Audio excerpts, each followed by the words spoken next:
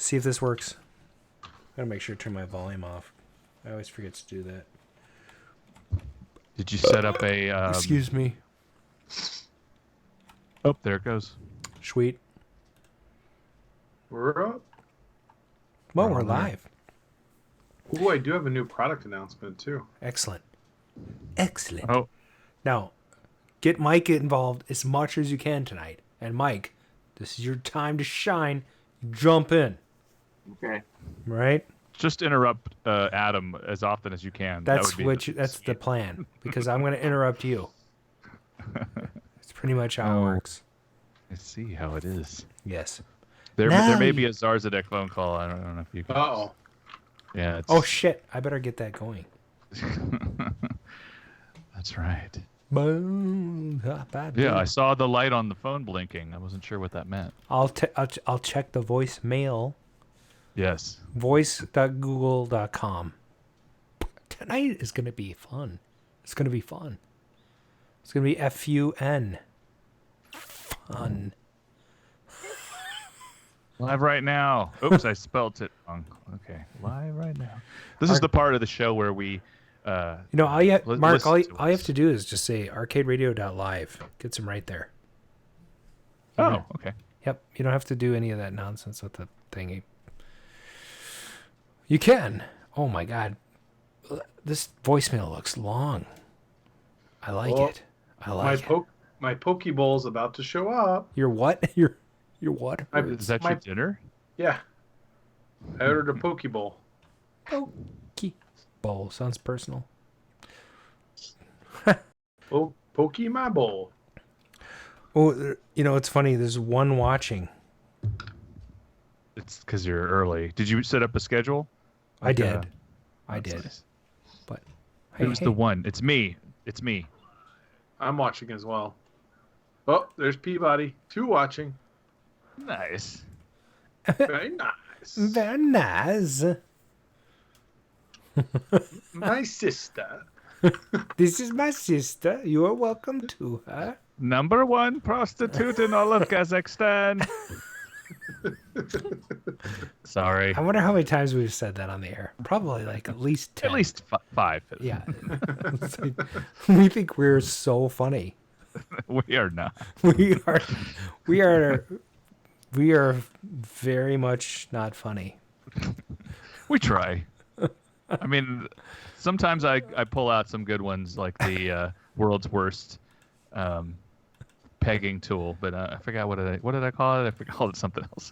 I don't know. Okay. Never mind. Never mind. Excuse me, and furthermore, and such and such. I need to get a UV light just to accent here. Yeah, it's well. What's the one? Is that a Hue light bulb out there? The red one? The red one's it's just an Alexa. Yeah, I mean, it's just whatever. I don't even remember what brand it is. It's not Hue. I don't spend money on that expensive stuff. I buy the cheap Chinese knockoff stuff. Yeah, me too. I'm using Wix. Although I did accidentally buy just the ones that do warm colors. That makes me so angry. I saw a rainbow on the cover of the box, and I was like, "This means it can do all colors, right?" No, it's not. Skiddly doo bop, yeah. Is it live yet? Because I can't see the chat. Oh yeah, it's live. You just It's live. go to arcaderadio.live Oh, okay. I was. Okay. and you'll find it. Still just Mr. Peabody. Well, Mr. you know, Peabody, we get what's here up, Mr. early. Peabody? How you doing? Been We waiting. should give him a prize for being early. Oh shoot! I did contact the previous winner about that one prize. You know. Okay. Crap. Are you looking for your prize? Yes. Yeah. I'm gonna just cover up my camera and walk around for a bit. I'll be right back. This is also what Adam does when he has to go make a poo. So That means his pants are off. his pants. Is that where the prize was? Is that what you're saying? He's digging around. I've got There a it is. prize. Let's Let me keep drop it the warm. pants. Oh no. Sorry. That's considerably louder than it should be. That's fun. I sense that there's a disorganized thing happening that we're not being allowed to see. I agree with that. What? It's over. Those are very loud pants to take off. Yeah. Okay, so this one's got to go to Jerry tonight. You see? Oh, I like that. Yep. I actually need a control panel welded. How about we do Buddy. Satan's Hollow tonight as a gift? Oh, that is sweet. Where'd you buy that? So there's this guy. His name is Mike Page, Oh, yeah. and he frickin' makes these. That's awesome. I want one of every game I own. And they're super high quality. They're like made out of like 1/4-inch wood. I mean, Mike, tell us what they're made out of. Yeah, wood. I cut them out in a jigsaw. I sanded them, file them down. I mean, they're gorgeous, dude. And then I use like 3 or 4 layers of resin clear coating. So they're kind of like wall plaques, right? They are amazing. I mean, people sell. Okay, we're gonna do these tonight. We're gonna do Burger Time. We're gonna do Space Invaders and Satan's Hollow. Those are gonna be the three. How do you do the art on them? Oh, I print them out on a high glass photo paper. Yep. Yeah. They look like Nice. the models that were made for Google Drawing or whatever, Draw.io. They're beautiful. I have a few here, like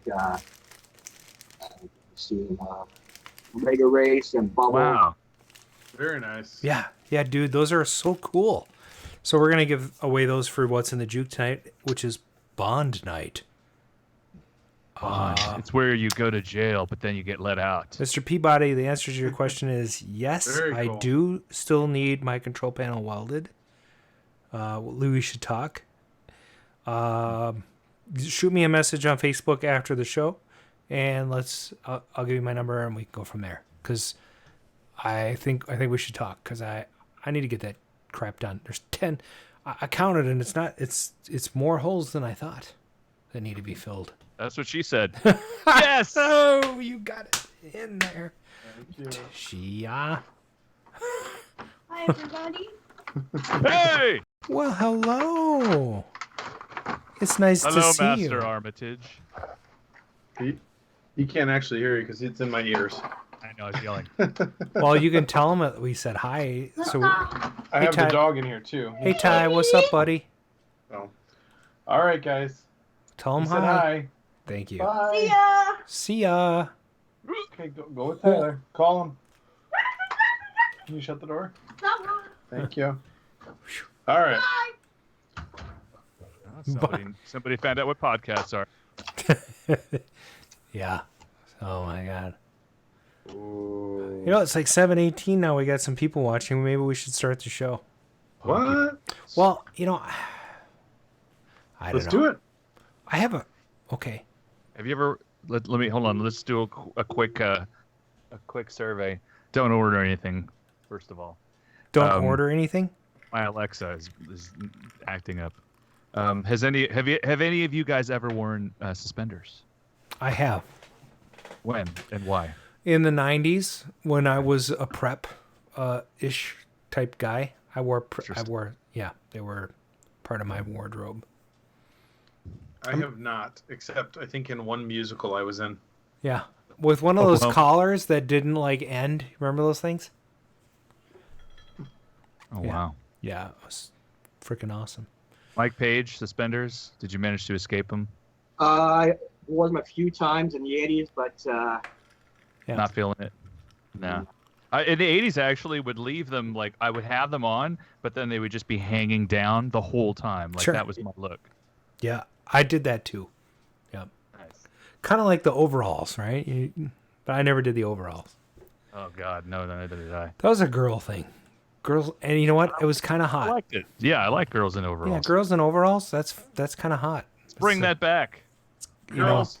See in what a you can do. Dixie Midnight Runner sort of way. Oh yeah, I forgot about that. What about that "Come On Eileen" girl? Is that what you were talking about? Let's is that all- the only show that? Is Wait, that the only song wait I'm a second. gonna Let's all take a moment and observe Brian eating. because it's hilarious. I killed my sound. This is great. It's good. Everyone has to have a pokey bowl. I even went healthy. I got the quinoa. Quinoa. Quinoa. I love that it's just grains. They're like, oh, that's a cool name. Brian Jones, Randy, welcome to the chat. Welcome. And I'm going to just give a shout out to one of my coworkers who listens to the show every week, Mr. Joe H. Thanks for listening in. Joe. I told him I was going to give him a shout out tonight. All right. Yeah. Let's see if this intro thing works. Okay. I don't know if it's going to work. All right. I want to do what Brian's doing. All right. Live from KOYR Studios in Minneapolis, Minnesota, this is Arcade Radio. Hello, Commander. Computer reporting. Intruder alert, intruder alert.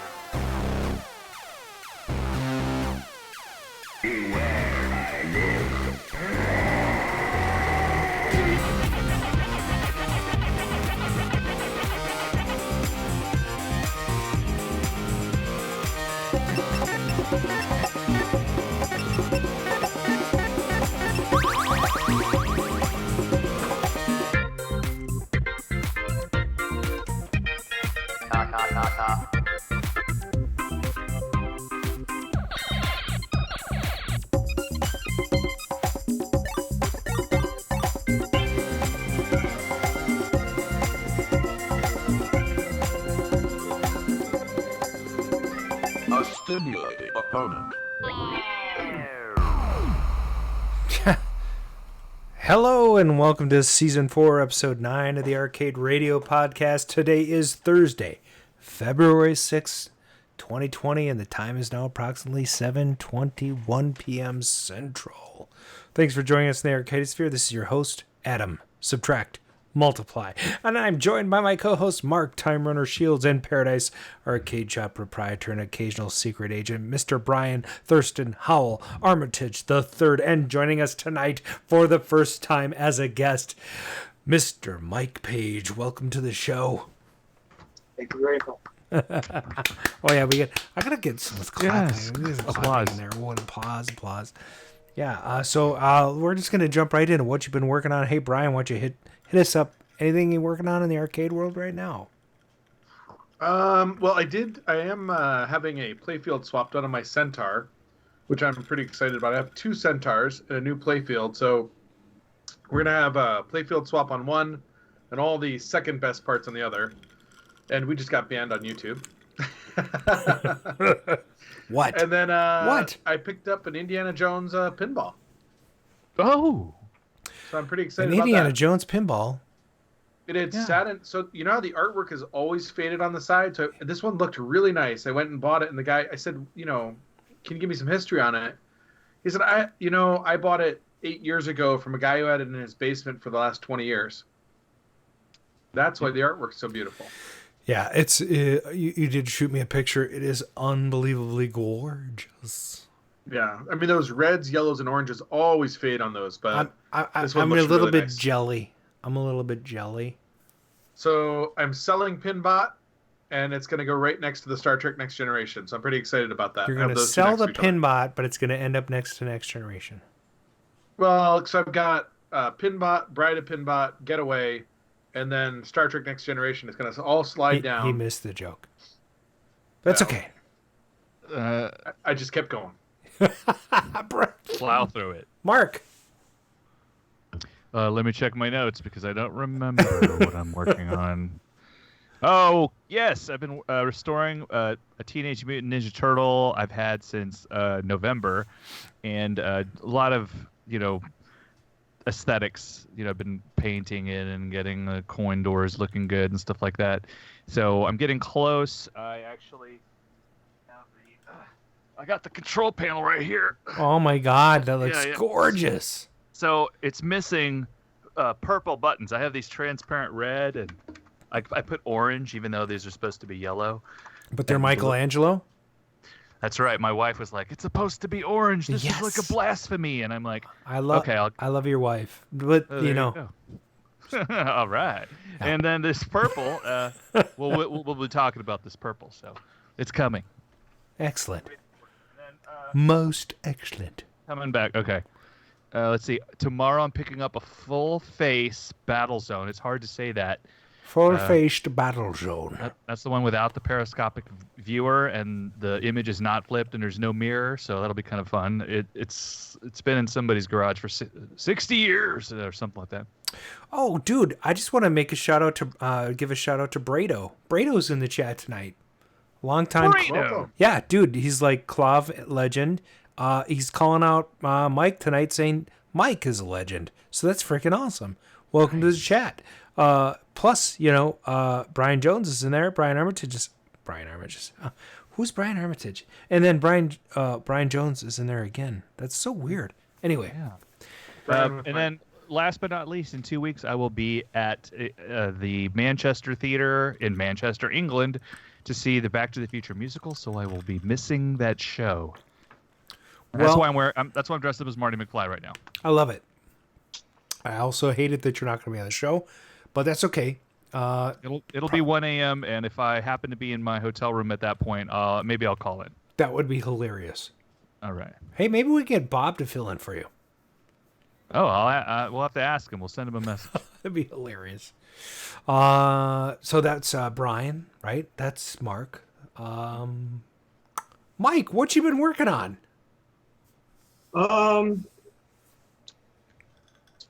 Currently, I'm working on fixing my crazy climber that broke on me again. Tempest, Jungle King, Robotron. You're working on all those? Yeah, simultaneously. I do a bit of work on each because Sure. I get frustrated just sitting there for hours doing one thing, so I do a bit on that and then go do a bit on this. And I'm going to ask you to come a little bit closer to your computer. Okay. There you go. Perfect. So, Robotron, what's wrong with Robotron? Monitor's dead. Fixed it once, died again. Oh. Well, at least it's just a monitor problem. I'm going to say mine's a sound 4900 monitor, right? Probably, yeah. Yeah. Sweet. Cool. And then the last thing you said you were working on? I believe it was Crazy Climber or Jungle King. Oh yeah, both those. So what's going on with those? I don't know yet. I haven't had time to look into it. Because I got so many damn machines. I have to bring rows and rows out. Right. So I have a Crazy Climber cocktail. It works. It just needs a non-polarized cap because it's rolling. So that's an easy fix. And then you said Jungle King, which is Jungle King, Jungle Hunt, a favorite of mine. It's a great game. I love that game so much. Elevator Action, all on the same sort of hardware. Yeah. But Jungle Hunt and Jungle King, they have a soft spot in my heart because I played that on my Apple II before I ever got to play it in the arcade, actually. And then I just fell in love with it on the arcade because it's so much better. And then I learned Jungle King was the bomb because it has the Tarzan sample. So yeah, I have an elevator action. I'm going to put the Jungle King Jungle Hunt elevator action kit that I got. You could actually switch between the games? Yeah. That is really cool. Who sells that? I think I got this from High Score Saves. The hell you say? Okay. It may have been Arcade Shop. I don't know. Yeah, I'm mad at High Score Saves because their Galaga High Score Save kit is crap, and I need to go and just get the other generic one that somebody else sells. They do sell that kit though. That is from them. Huh. Is it? No. Is it my turn? Do I get to go now? Sorry, because I'm ready. Yeah, what are you doing, Adam? So my Xenon playfield swap is complete. He's cleaning his room. It looks amazing. Did you mess up anything or anything when you were doing it? Yeah, he totally messed up stuff. But he came out and fixed it for free. Wow. Yeah, so there's a local guy by the name Mark Meyer. He is a former employee retired from Lieberman Companies here in town, which is the premier vending company in Minnesota. They were pretty much they owned the market, Anyway, Mark had worked for Showbiz and for Circus, and he owned a circus, and he owned some show. He helped set up some of the Showbiz bands. He's interacted with Aaron Fector. I want him on the show, but he is shy. So we're going to have some trouble getting him on, but I'm going to get him on the show. I'm going to get him. If I have to pay him, I'm getting him on the show. I think it'll be fun. Anyway, really super awesome, nice guy. He did my playfield, my Xenon playfield swap for $500. Oh man, that's like a steal. I mean, and he's currently working on my Centaurs. Yeah, he's amazing, and it is night and day from my old playfield. I also realized that it's not the playfield that's the problem; it's the player, and I just suck. So I got to figure out how to get better at Xenon. It's a hard game. Also, I got an Omega race from a friend of mine. Terrible friend. A few problems with it. It's got a brand new board, one of the repro boards, and there were some chips that may not have been well, they were original. They were pulls, so things didn't work real well. But I got that all squared away. I had to replace most of the chips in the RAM bank and in the RAM bus to make it work. And then the daughter board needed some work, so I capped that and I had to monkey around with some RAM. And I got a working Omega race dedicated that I adore. It is gorgeous. I got it from Brian. It's freaking awesome. Nice. It was a really good trade. We made a trade a while back, and I think I ended up being on the better end of the trade. So I'm very grateful. Omega Race was in my collection as a cocktail. I sold it because I needed to make room for my tapper cocktail, and so I've been vying for a dedicated for a long time. Brian, you hooked me up, so thank you very much. I appreciate it. So sweet, love it. That's what I've been working on. All right. So you think? I think we should probably just move right along.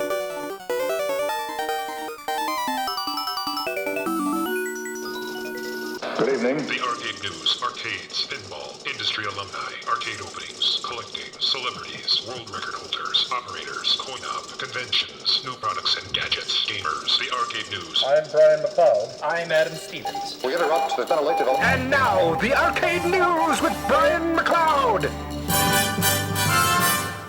Welcome to the Arcade News. We got a few stories today, actually 4 of them. The first one, which is very disappointing, is Retro Game featured a number of podcasts with an instructional kind of set of tips for how to start a podcast, but they snubbed Arcade Radio. What? They featured Retronauts, Retro Asylum, Retro Hour. Somebody Googled podcast Arcade Retro, and we got left out. Yeah, But why aren't we Retro Arcade Radio? Or here's the thing. Yeah, so I read this article. It's the January issue of Retro Gamer magazine, which I love. I love Retro Gamer. I've been buying it since they first came out with the magazine, and I have all the they had a digital version and all that stuff. But last October, they had a really great deal, 31% off for the UK subscription of Retro Gamer. So I bought it. Get the magazine for January, like 2 days ago. Start reading through it. And it says Retro Gaming Podcast Special. And there's this whole 2-page, or actually it's like a 6-page article. 6 pages. 6 on podcasts. And it says, the past decade has seen the emergence of numerous audio shows dedicated to our favorite hobby. Here's a look at yeah, exactly. Here's a look at a few of the leading lights from the retro game. And Brian, you just listed them off. What are they again? It's Retronauts, Retro Asylum, Retro Hour, and then they did hit on Maximum Power Up and 10 Pence Arcade. Yeah, what the hell? I got a light. What are you talking about? Yeah, me too. So here's the funny part. I get to the end of the article, and it says, how to create your own podcast. Yeah, we missed step 5. What the hell? Hang on a second. I mean, come on. So here's the steps. Number 1, find your niche. Do we have our niche, guys? I think we do. I mean, niche, yeah. We have a She's niche. My nephew, I think. It's I like- think it's under the thing here. It's like a little niche that everybody feels good hanging out. We're like a pile of puppies, aren't we? We're like a There's pile of crotch puppies. lights. Well, we. What do you got? You got it? You got it? Okay. What's happening right now? What's happening? Anyway, second thing. Their second tip is get some friends involved. Well, Oh, what are those? I got some friends involved, and then I got some frenemies involved. Other friends? Yeah. And then I got some friends involved, and I still have some friends because of this. And you know what? I don't care. It's great. Did I You see? can curse. So Randall's kids are out of town. So Right. It's good. And then it says number 3, buy a microphone, a good microphone, a decent microphone. Decent. Well, I've bought at least 2 good microphones. I gave one to Brian. You bought a one good here? microphone. So we're okay. So I think we're 3 for 3, right? We got a niche. We got friends. We have decent we have microphones. microphones. Yeah. Right? Okay, here's the next one. Be prepared for some serious editing. Oh.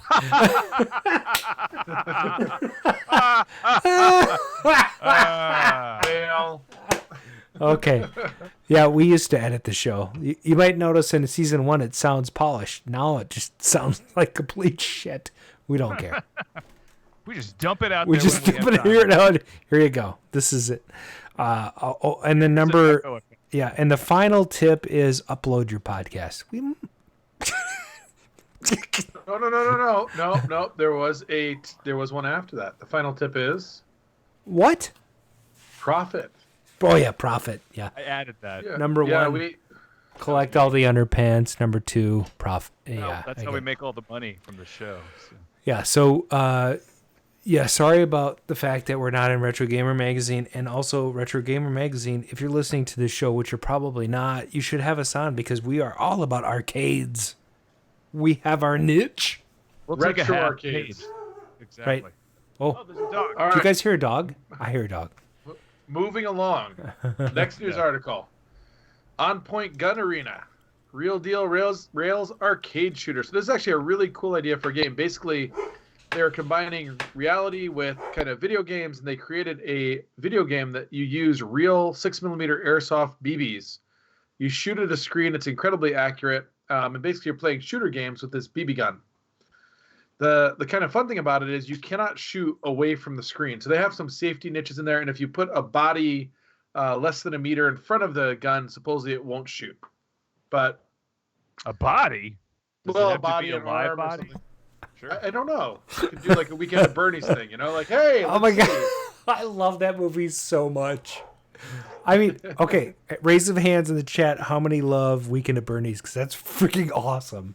It's a good movie. I remember saw it. I saw it for free, actually, but it was great. Oh my god, it's such a So- good movie. Did they make a 2? Didn't they make a Weekend at Bernie's 2? They did. They did. So Mr. Peabody said, I'm not shooting at my TV. Mr. Peabody, this was actually a special designed arcade game with a screen over the TV screen to prevent you from damaging it. It's not like a home version. Right. Although that could be fun. Yeah. So, moving along, we got 2 more news articles. Turtles in Time, your favorite arcade game, finally has action figures. I'm not sure what to say about that. They're Yes. $90 It's actually and kind of cool. moving Turtles. on. Wait, I don't know if you saw hold the up, picture, hold but up, hold up. All the artwork on them is pixelated. It is cool. I mean, they did a nice job. That's pretty explaining cool. that it's kind of fun. I don't know. I What never is got that? in. Adam has something to. You were never an action figure collector? No, I never really got into action. But here's the thing, Turtles in Time, man. Did you get them? Oh, see. No, these are my. that's it. I have action figures like in reaching distance. Yeah, me And too. I can knock my camera. Here we go. Here's one of them. This guy I call Fireman. Oh, hey. He's from the Fisher Price Adventure People set. Yeah. Yeah. This one I call Racing Guy. He's from the Tonka set. This one I call Paplu. He's from the Ewoks. Is that an Ewok? He's an Ewok. This one I call Astronaut Barbie that I found. That's in awesome. the parking lot on the way to when we were at Grinkers, but it was on the, somebody had driven over it. This one I call Wicket. Okay. He's from Star Wars Return of the Jedi. Yeah. This one I call R2-D2. Oh, nice. Yeah, that's pretty good. Yeah. Who doesn't love action figures? I can't believe that Brian's like hating on action figures. I'm not hating on them. I just never got into them. It was one of those things where it's like they're neat. I mean, You know although my project for the weekend is to get started on doing the Lego Millennium Falcon. Well, okay, that is actually an admirable project because it's like 8 billion It's a start. pieces. Eight Right? Start. pieces. All right, so You're that's gonna cool. make the cockpit. That's it. Yeah. So moving on. We've got 2 more things to talk about. Brian Just very Jones. Brian Jones says astronaut Barbie is hot. Brian Jones, she could be yours for the low quick. price. You should. The you guys Lolo see- price. If you guys see Brian Jones post on Facebook with the Ewok sex doll, Oh no! What the? yeah, we'll have to Hey. pull that up at some point. This show is kid friendly, okay? So I'm speaking Said facts. sex. yeah, so fucking keep it clean. Oh no! Oh, my. I didn't say I was going to put up a video of it. So, right. moving on here. Quickly. So, I don't know if you guys heard, not a great story, but news. The Video Arcade Massacre in Mexico. Yeah, I heard So, about this. in Europon. This is actually there- kind of shitty. Yeah, it's 4 dead minors between 12 and 17. An 18 and a 39-year-old are dead. They found Bullshit. 65 ballistic elements. And they're talking about like members of the drug cartel family. That was a dance floor, but it doesn't. From what I saw, there wasn't a lot of talking about what this was from. But they were 9mm caliber weapons. They went in and shot up the place, which is kind of crazy and very depressing, actually. It is. So- It's terrible. Yeah. Yeah, thanks for bringing it up. Yeah. Yeah. Well, so and finally, I'm going to make a new product. Is this gonna raise it up? A new product announcement. Susan, my lovely wife, has actually got IL to make translucent purple buttons. Huh. So this Really? is like, yeah, I mean, like literally, they've never made translucent purple buttons before. They are now done. What are you kidding me? No, I'm serious. This just Yeah, 'cause- coincides with Mark's Turtles panel. It does. Today. It's a, I need them right in What these the two holes. hell yeah. are we talking? Are you serious? yeah. I'm complete. Kismet. So, I call so that I mean, kismet. you had Wicco ones, you had like the old style ones, but you haven't had any of the new like the HAP or IL style with the Huh. micro switch, and they've Right. done it. Wow. So That's this awesome. this is the second time she's got them to do some custom colors. The first time they were not an exclusive. I believe these are exclusive. So Dude, that's amazing. Yeah, I bought it's 4 kinda today, along with a bunch of other, and I'm using the Raleigh. Raleigh leaf switches. Yes, those look amazing. I can't And wait. actually, the one thing about the Raleigh leaf switches that's kind of cool is he actually spent some time designing them, and they're gold contacts. It's not like, bullshit tin, copper, whatever. I mean, it's actually gold contacts. So, kind of Nice. neat. I'm Yeah. very excited. So, and that is it for the news. That is it for the news. Back in '82, I used to be able to throw a pigskin a quarter mile. Back to the cave with Time Runner. Why are things so heavy in the future? Is there a problem with the Earth's gravitational pull? Hey, and welcome to Back to the Cade, where we talk about something that has to do with the 80s. And guess what? What? I don't have anything for today. I screwed up. I was actually researching Oh my James god. Bond Atari 2600 games, and then I got fixated watching them. What was that? I got fixated watching them. They're terrible, by the way. And I don't recall the company. I think it was Parker Brothers that got the license to make these James Bond games. But somehow you're a car and you're driving and shooting aliens that are flying above you. I don't remember that movie. That's right. The sound effects that Adam's playing are way better than the game. So this is he's doing you a really like a solid. Now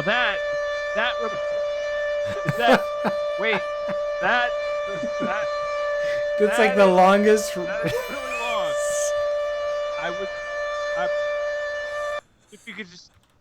I was gonna say that reminds me of Grease 2 when the guy tried to pretend World War III is coming to get the girl to go to the basement. You remember that? Yes, I do. He's like, and Of there's a course whole you do. there's a whole song like we have to do it because the bomb is gonna. Yes. And that movie was released in the 80s. Oh and my God. That is now Back to the Cade. Thank you. Excited to get to the Mike Page interview, so that's why we're cutting it short and getting right to the part where I ask Adam the question. Wait. Oh, okay. What's in the juke?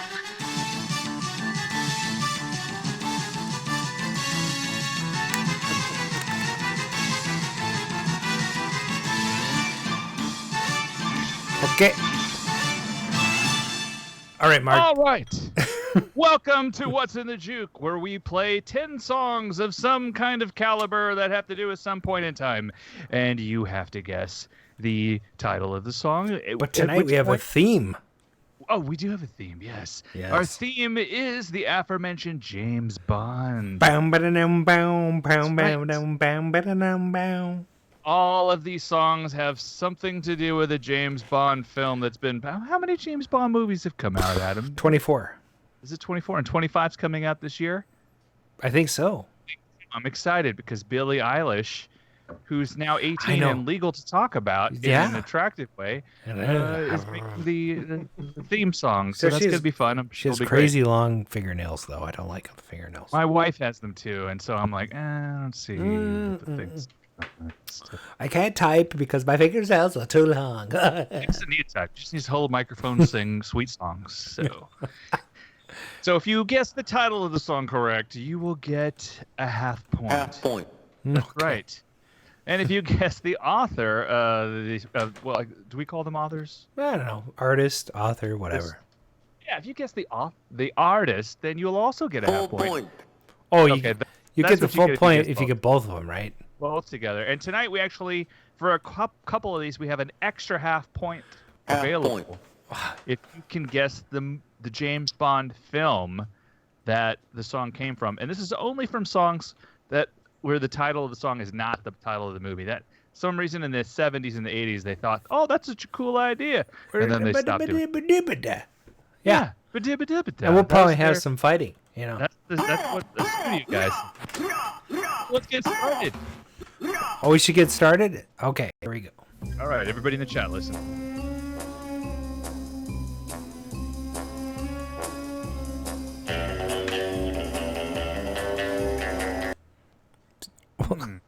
Sounds familiar. Sounds familiar. Yes. Huh. Randall Gelking. Garbage is not in the count, and that is not Goldfinger, but good guess. Mr. Peabody, it is James Bond. It is the James Bond theme, Mr. Peabody. Yeah. And who does it? Who does the song? Who's the artist? Here we go. Or the author, like I said when I couldn't remember the word artist. Yeah, you know what? And I'll accept 2 answers for this one. Will you? Yeah, I will. Yeah. Because it's... Yes. Yeah. Okay. Because, the guitar work... Henry Mancini is not correct, Randy. No, it's not. This is difficult. Something agent. Secret Agent Man. No, that's a different song. But it's funny that Henry Mancini is a contemporary. Yeah. Well, he and this guy probably hung out and had dirty martinis together. They probably did in Hawaii. I could see that. Yeah. Alan Silvestri. No, that's that's playing to the judge. That's what that is. Oh, thank you. Well, I think I'm going to give Randall Gelking a point for that. Exactly.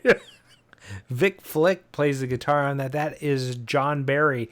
John Barry. James Moving Bond along. theme. Here's the next track. Oh.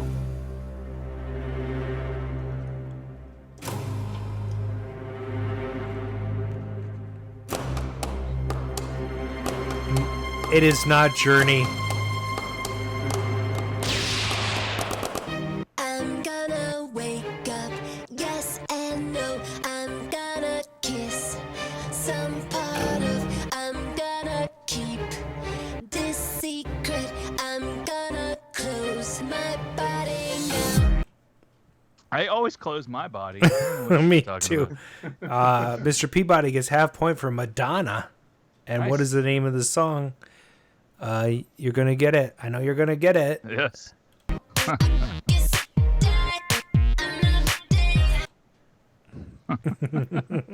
But Mr. Peabody, he changed his guess to Billie Eilish. Gee, I wonder what that is. Brian Jones, I've actually got a copy of Romancing the Bone, so let's... Brian Frober is in with the other half point, so that means Mr. Peabody and Mr. Brian Frober get a half point. That is Madonna, Die Another Day. Here comes your next track. I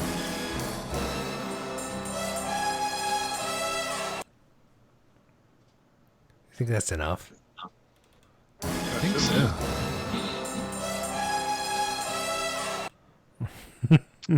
This artist is, I believe, touring this year. I'm a week away from seeing her. Are you kidding me? No, because if I had stayed into the town I'm going into, she'd play the next week. Okay. She's 83 years old. Yeah, it's unfreaking believable.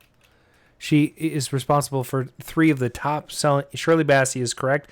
Goldfinger is correct. So we have Goldfinger, Brian Frober, and we have Billy Seven. Oh, Billy's here. Billy's Yay, in. Billy.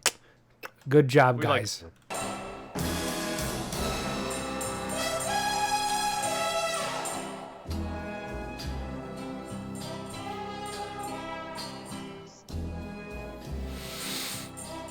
Let's bring it down to another level. Goldfinger. So she did 3 Bond songs. Yes. Half point. For Billy Seven, and also for Brian Frober. Sweet. She did Diamonds Are Forever, Moonraker, and Goldfinger, and in my opinion, the best Bond song singer of all time. Okay, here come. I'm actually my second favorite is not in the list tonight, which is kind of sad. Okay, here we go. Sorry. When you were young and your heart was an open book. If you guess Axl Rose, you will get a point taken away. I forgot about that. I did see them in concert play that. Yeah. It was awesome, actually. That's when the lead singer had his arm broken or something. I am going to give I don't want to give a point to somebody until they get the actual band correct, but I will give Billy Seven, Brian Frober, I will give a half point to right now. Wait, so Brian Frober gets half point for the name, but the name has not been guessed correctly yet. It's close. You guys are close. When you were young and your heart. I actually saw that it was. Oh, Brian Jones did get the band. He is correct. It is Paul McCartney and Wings. It is actually Wings. But it's listed as Paul McCartney and Wings. Let's give it to Brian Jones, though. I think that's correct. Don't you? Yeah. Yeah. Okay. Cool. I Brian Jones. I thought it was Lennon and McCartney because Lennon was dead. Lennon was dead by now. No. Yeah. No. Was it? Oh, this was 70s. Lennon didn't die till the 80s. No, 80s. it was Paul McCartney and Wings. Okay. Yep. So, but it's a good get. It's a good get. And it's an education for all of us. Okay. Here comes the next. Oh, here comes the next track.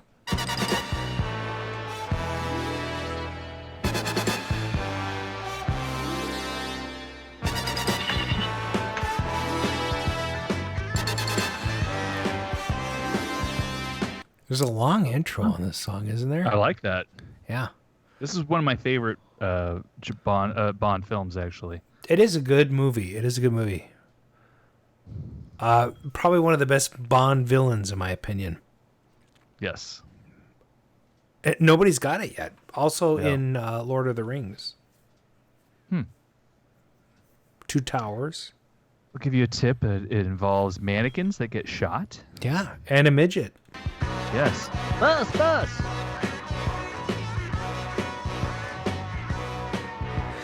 He has a powerful weapon. Anybody got it yet? Mike. Part where they're going through like Mike, fun help us houses. out. Mike, you got to help us out. Mike, what's going on here? Mike knows the answer. Does he? I think he does.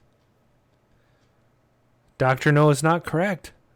Everybody thinks it's Dr. No. It's interesting, isn't it? Dr. No didn't have a custom song, guys. Here we go. The MSM Ruth the Golden Gun. I'm going to give it to Billy 7. That's pretty good. Half point. And does anybody know the Oompa Loompa song? Does anybody know who the artist is? We'll give you 10 seconds. 8 seconds. She's very little. 5 seconds. 3 seconds. The artist is Lulu. That's Man from the Golden Gun. Yeah, so dudes, Billy 7, check it. Okay, here comes another one. This is a big hit in the 70s. Halfway there. Here we go.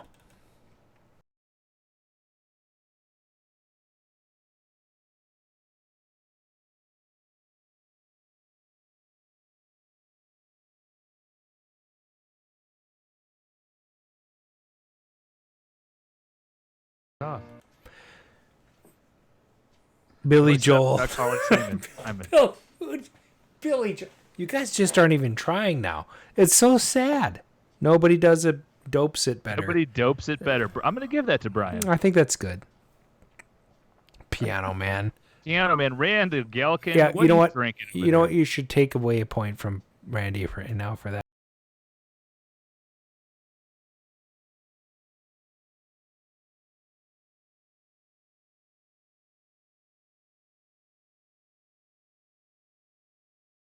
Probably the best artist of any Bond singer ever, from an American standpoint.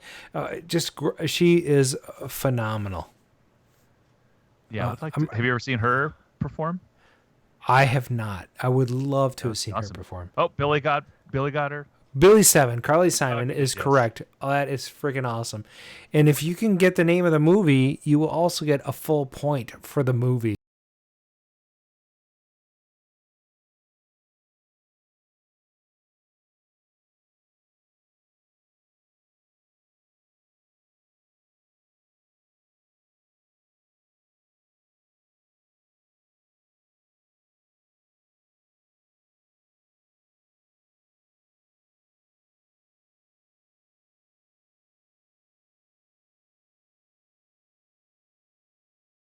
Pulls it out for a full point. Okay, that was worth it. I think he gets it right. Okay, yes. I'm this next song I can only give so much. So here's what you're getting. It's quick.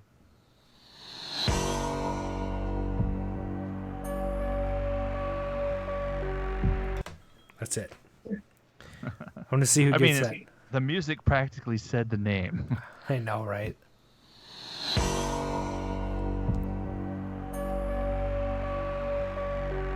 Okay, Brian Frober. Brian Frober gets half point, and that is Sheena Easton. Randy is on the board with half point. All right. Randy is now at 0. Just give him a negative half point. I'm sorry. We totally okay, dude. That doesn't count. He's actually the first person to have 0 points on the board. So. All right.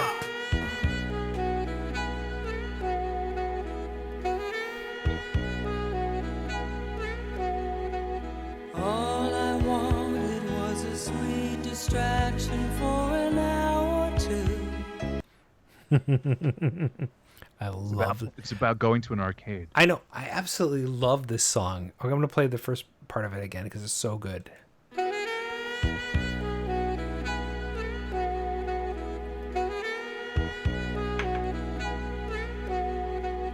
All I wanted was a sweet distraction for an hour or two. Oh my God. Ryan, S1500. Rita Coolidge, all-time high. He gets the frickin' full point for that. Full point. Am I right? Oh, I must have missed it. He's in I there. Don't see it. He's got the whole thing in there. I mean, that was good. Oh, there it is. S1500. Sweet. All right, we have 2 tracks left. You guys pay attention because they are good. Here it comes.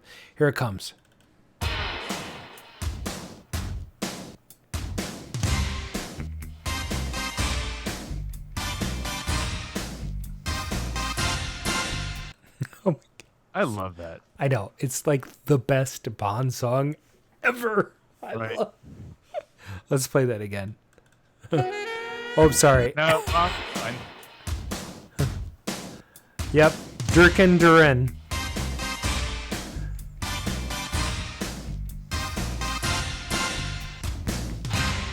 Oh, Billy 7 gets a full point. No, go up a little bit. You can see Brian Fober actually said Duran Oh, Duran he first. did. They each get a half point. Half point. Am I right? Do you want me to give Billy 7 a half point? Sure, I'll Well, do it. he gets Done. he got the name right. View to a kill. Oh, he did. Yes. Yeah. That So makes sense. yeah. So right now, Brian is Meeting you with a view to a kill. Have you ever seen Duran Duran in concert? I have not, but I've sang that song at karaoke. Oh, I would love to see that. It was a lot of fun. We did sort of a Charlie's Angels thing. Okay, here we go. We have one song left. Let me just quickly summarize. Brian Frober is in first place with 4 points. Billy 7 in second place with 2 points. Tied for third are S1500 and Mr. Peabody. Should we make this one worth 3 points? Why the hell not? Okay. Yeah. Oh, wait. We're going to have 3 winners tonight because we're going to have Fridge Magnet night. Okay, so then we'll just make this worth a point, just like normal. Yeah, exactly. Because Mike Page has made these. They're 1/4 inch. Those are gorgeous. Bring them closer to the camera. Okay, This is so like 1/4 inch plywood. We have a Satan's Hollow, right? Love that. And then we have this is Space Invaders. It's unbelievably. They're gorgeous. They just look so 3D to me. They're really cool. And then they have huge magnets on the back, so they will suck the shit out of your fridge.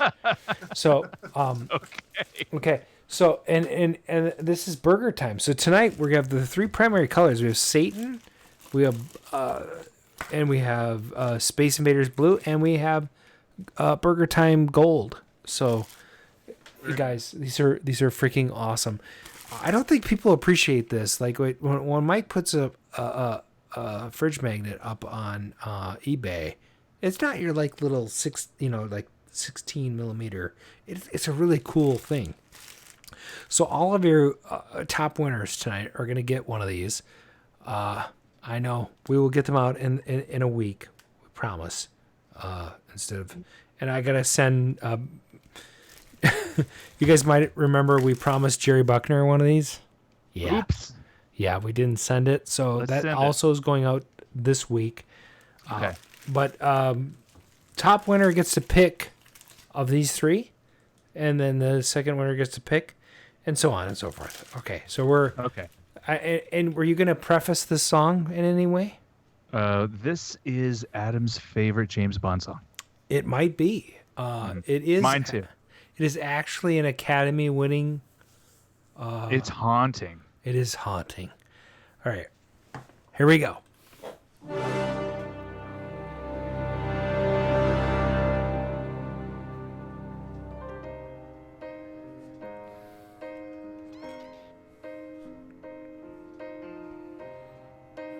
Close. Mr. Peabody, that's my second favorite.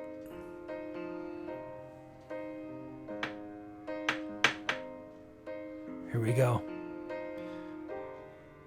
We're going to get banned for this. Oh, no. If we talk over it, it will be fine. I don't care. Yeah. It's beautiful. Yes, it's good. Oh my God, it's so good. Oh, Billy 7 is in with both. And then, yeah. If my heart burst again. Yeah. Shit. Billy Half 7, point. correct. Full point. Full point for I Billy feel 7. bad. Okay, That's cool. down. Where are we at? What do we got? Well, Billy only improved by a point. He was in second place. All right. He's still in second place. So, Brian Frober, you are number 1. Brian, if you could pick between Space Invaders, Satan's Hollow, and or Burger Time, what would be your choice? Make a pick right now. Yeah, let's make him pick right now. Yes. Yes. He's picking. We're excuse me, we're waiting for the delay. I'm drinking my Bud Light Chelada. It's delicious. I'm pouring a little bit of seltzer water in here. Hey, Space Invaders. Okay, cool. We're gonna send you a Space Invaders magnet from Mr. Mike Page. Thank you very much. And who's second place winner? Well, that's Billy 7. Billy, you have your choice of Satan's Hollow and Burger Time. Which would you like? Satan's Hollow. Come on, Billy. See what he's gonna say. Yeah, let's see what he says. Let's see what he says. Oh, would Mr. Page like mine? Well, Mr. Page made Mr. them. Page He made them. He so. made them. So we're just gonna make him take Burger Time, and then we're gonna give the third place winner. Who's the third place winner? Third place winner. Actually, it's a tie between Mr. Peabody and S1500. Oh shit, we got it. We're gonna have to. Really? You have to cut one in half. I mean, these are really cool magnets. I think, you know what? Unless Billy wants to donate his down into the third place. Well, if there's a tie, I have more here. I could send some. Well, yeah. Oh my gosh, that's so generous. I'll tell you what. I'm just gonna randomly pick one out of there. We'll give third place winner the tie. Third place I winner. mean, the Omega Race one, that's beautiful. Mega Ray. Check this out. Whoever is the third place winner, we're gonna send these out. So email Adam at Arcade Radio with your deets, or Mark or Time Runner at arcaderadio.com, and we will get you your stuff.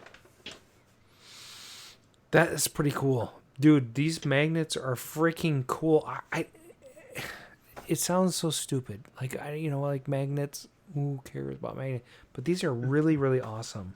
I was shocked at the quality when they came. I have a Nibbler one that I want to send to Tim, but like the lacquer on these dudes, check these out. That is amazing. Is there a website? eBay. You can get them on eBay. Oh, nice. But I mean, look at that Space Invaders. It's freaking gorgeous.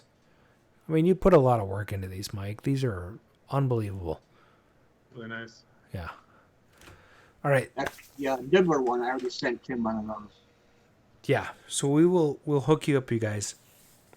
I mean, seriously, on eBay, Mike, tell us what your handle is in case somebody wants one of these, like, to buy them, because you have a whole bunch of different ones. I think they're worth the money. Yeah, it's called Circus World.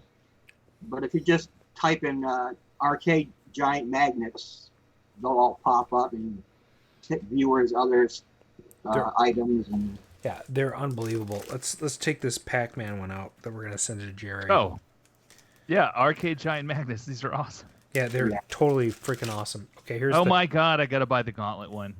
Right, I mean, and the Seawolf one. These are all amazing. Yeah, and look at the size compared to my hand. I mean, these aren't like your average like little lapel pins. They are freaking cool. So do it up. I mean, they look like the arcade games. I mean, this is going to Jerry Buckner. All right. Regardless of his politics. So oops. Okay. So he's like, ooh, avoided that whole trial. Shit. I'm totally kidding. I love Jerry. Totally love him. Yeah, he's welcome on the show anytime. Anytime. After the election. He didn't have to come on a second time. He didn't have to come on a second time. And actually, he and I are probably going to talk because we got some ideas. So, I think this is about. Oh shoot! I think we might have a. I'm gonna check voicemail. I'm gonna check the voicemail. Okay. Really? Here we go. Thank you for calling 612-548. Hope this isn't too long. This is Arcade Radio. Please leave your message after the tone. Hey everybody, it's your buddy, Bob Darcy, control panel expert and technician. I'm glad for you guys to take my call again today. It's really, really kind for you to take these voicemails and believe that I have something to say that might be important. Mike Page, I heard your guest. I'm not sure I know him very well, but was he like the inventor of the pager? Because, man, I hated not being able to page somebody back in the day. You had to use paper, You know, I hate paper. Paper's stupid. It's just dumb, you know. And you could just dial up somebody, and then they could call you back. I mean, okay, well, obviously, I'm making this hilarious, right? Okay. Right, well, let's see here. What else was I supposed to say? Let me look through my notes. Buy some beer. Purple buttons. Yeah, purple buttons. Finally. Thank you so much, Brian, because Paradise Arcade Shop now has these purple buttons. I've been trying to make a control panel for this game I'm making where Prince is playing all four parts of the Teenage Mutant Ninja Turtle. I call it the Teenage Mutant Ninja Princess. And I needed 8 buttons that were purple, and I didn't have them, so now I do. It's so great. It's great, man. Everything's going great. I don't even know what to say. You know, I'm so happy. I'm gonna go right now and play around with that, dreaming about my purple buttons. So, you guys take care. Zarzi deck out.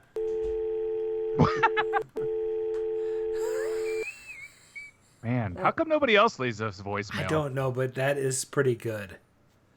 That was pretty good. Teenage Mutant Ninja Turtle Princess? No. Teenage Mutant Two Ninja princes, Turtle. princes that adore you. Uh-oh. Can't even say it.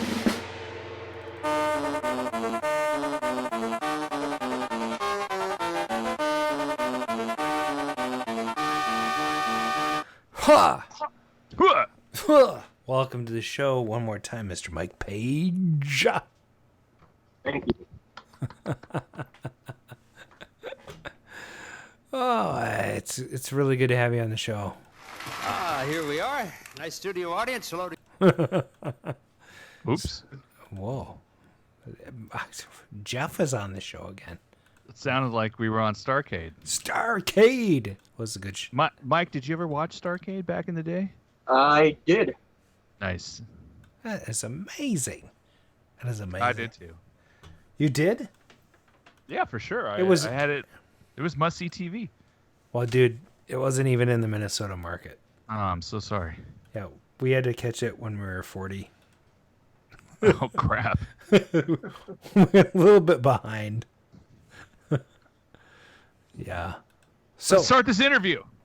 All right, kick us off, Mark. Okay. So, Mike, introduce yourself and tell us what you do for a living, or in general.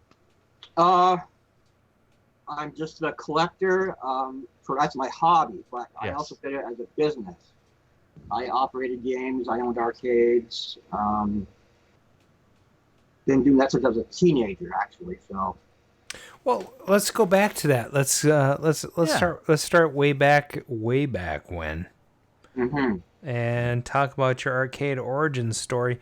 You have an interesting origin story that starts in the mid-70s. You collected your first pinball when you were Absolutely, yeah. When you were a preteen.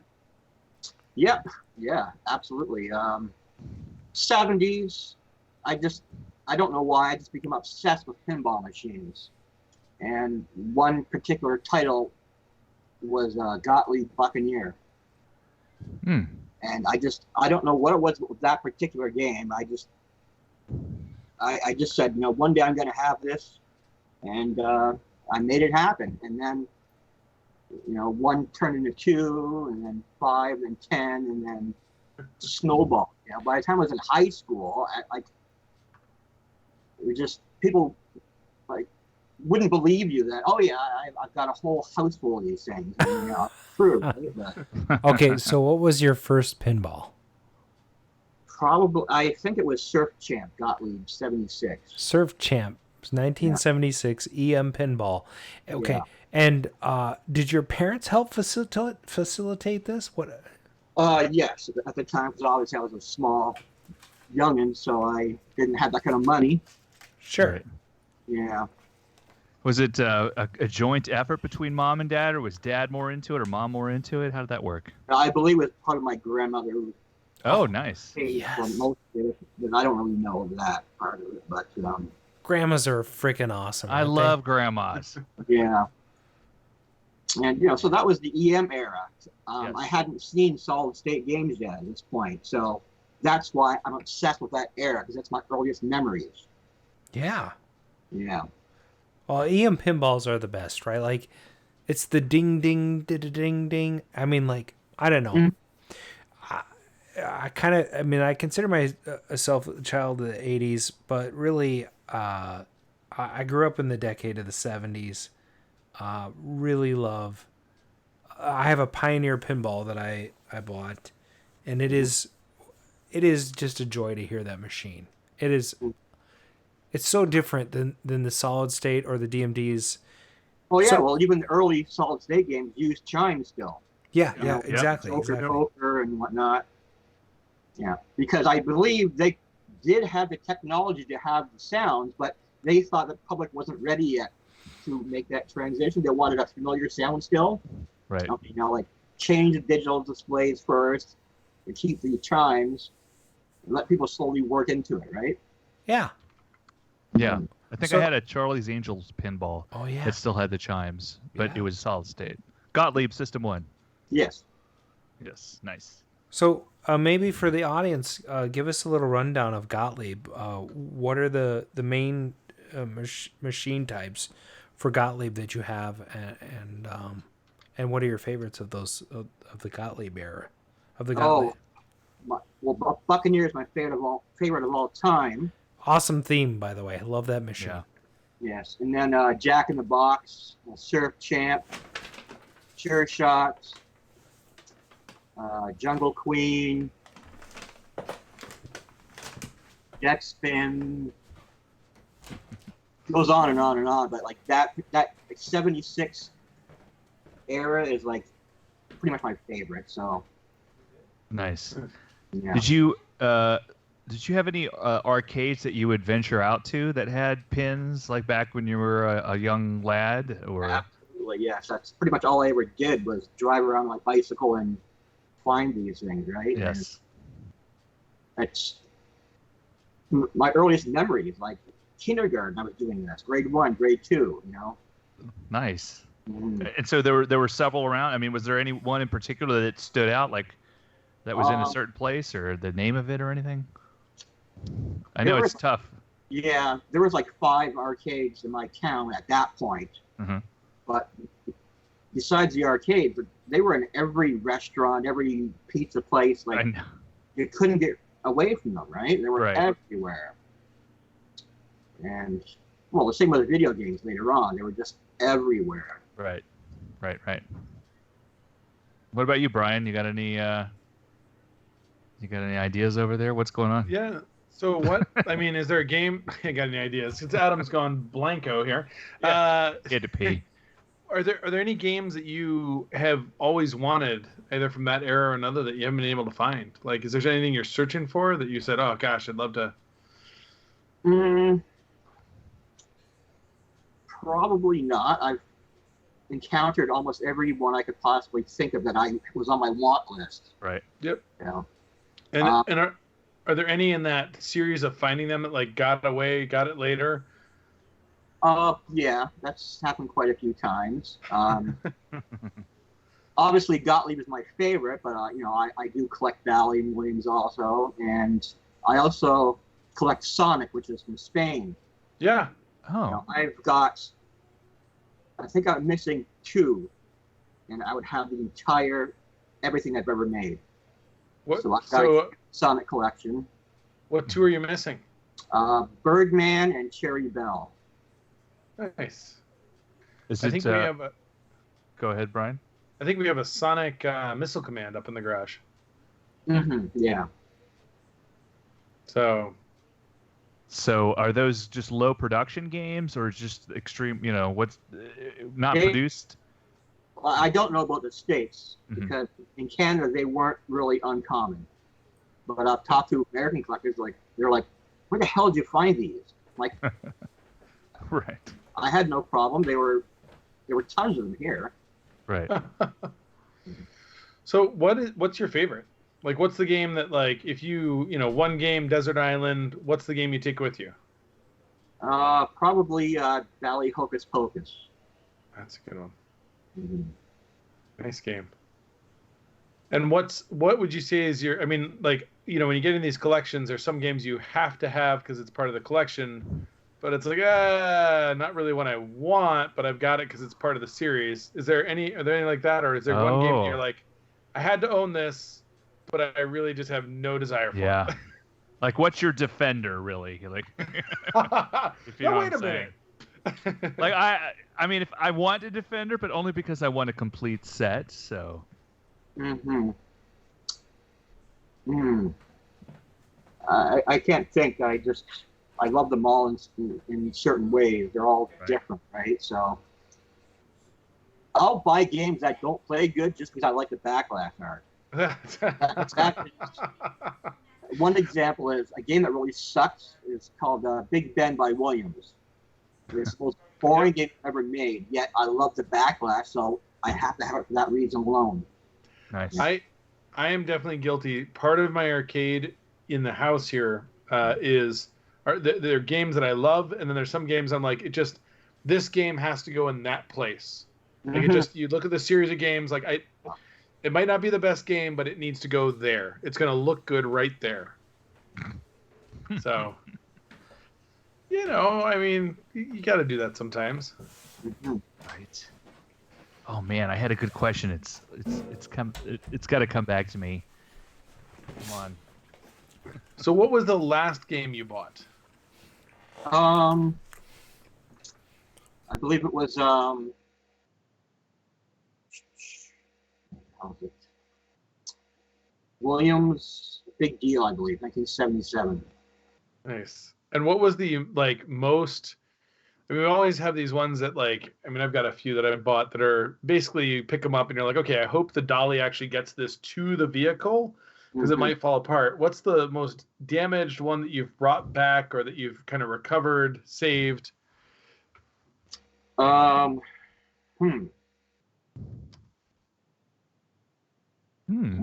had some pretty ratty ones that I bought just for parts that I had no intentions of restoring because they were just rotted, But anything that you actually managed to go, all right, I've got to, this is going to be a heroic task. I'm up for it. Let's do it.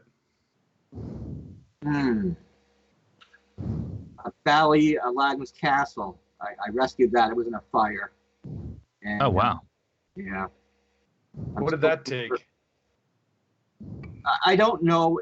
A friend of mine traded me for some parts and stuff, and I said, I love this game so much. I don't care what it takes. I'm gonna get it back up and running. And the fire wasn't too bad. It was just more or less on the head around the frame. It was all charcoal. But the backlash somehow survived. There's no flaking whatsoever. Oh, that's nice.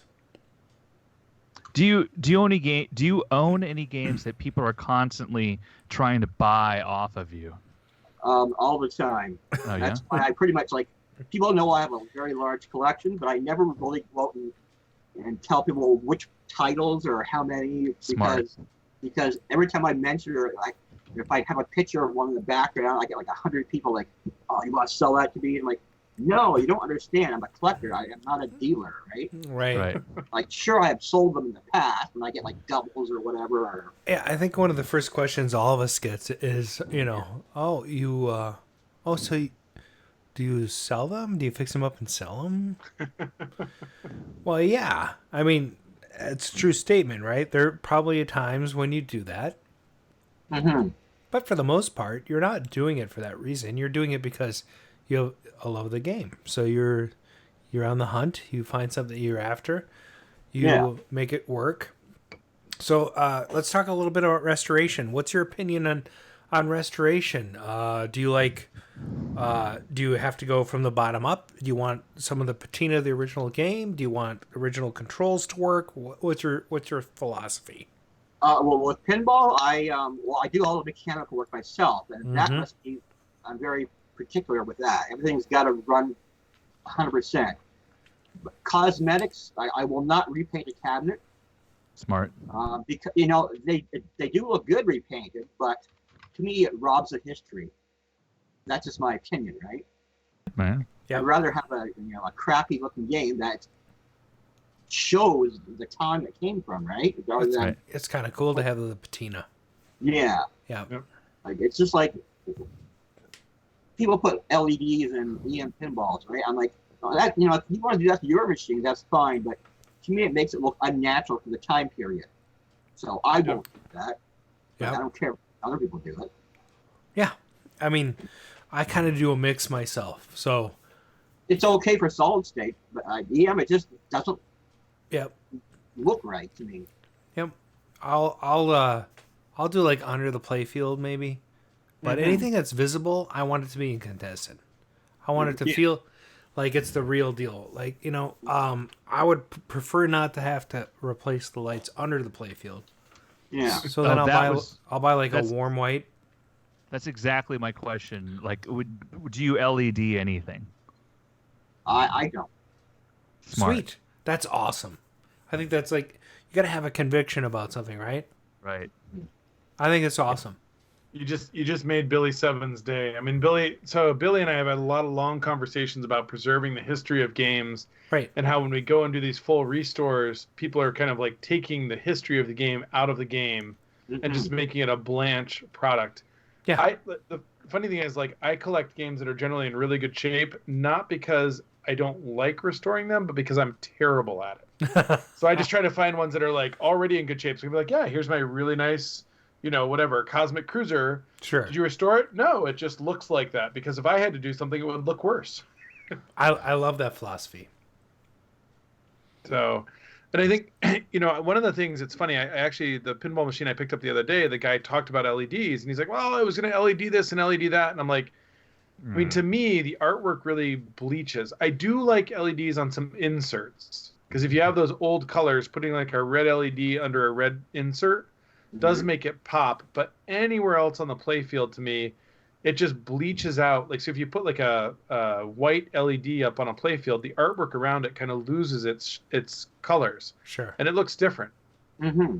So, I don't know. I always thought the original artist designed them for the incandescence. I think they can be done hastily, but I also feel like they're overdone. And I hate Cool White. Cool White was never in any EM period. Yeah. It's Cool Light's an abomination. It is. It's like, okay, why didn't you just fly it? You know the dick that takes the flashlight and shines it right in your eyes? That is the dick I don't want messing with my pinball. Wow. I don't know. So let's so pinball. How many pinball machines do you have, Mike? I couldn't even tell you. Like, take a wild guess. In my life, I probably had 300. That's a lot. It changes all the time. It's like I have sold some that I regret, you know, and I've traded some for more desirable titles that I wanted. So the number fluctuates here and there, but these days I just refuse to sell them.